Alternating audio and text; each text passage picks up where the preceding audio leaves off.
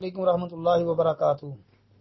محترم بھائی نے جی ایک پوسٹ سینڈ کی ہے، اچھے دوست کی 3 نشانیاں۔ اس میں جو حدیث لکھی ہے، نبی علیہ الصلوۃ والسلام سے پوچھا گیا کہ ہم کس کی مجلس میں بیٹھے تو آپ نے 3 باتیں ارشاد فرمائی تھی۔ یہ روایت جامع الاحادیث کا حوالہ ہے، علامہ سیوطی کی کتاب کا۔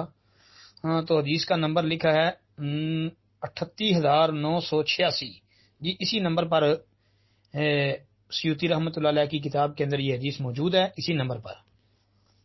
لیکن بھائی یہ روایت ثابت نہیں ہے۔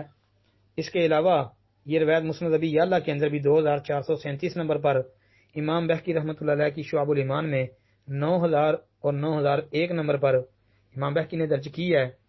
پھر مجمع الزوائد کے اندر بھی 17686 نمبر پر۔ اس کے علاوہ بھائی کئی کتابوں کے اندر آتی ہے، لیکن یہ روایت صحیح نہیں ہے۔ شیخ البانی رحمۃ اللہ علیہ نے بھی اس کو سلسلہ ضعیفہ کے اندر درج کیا ہے۔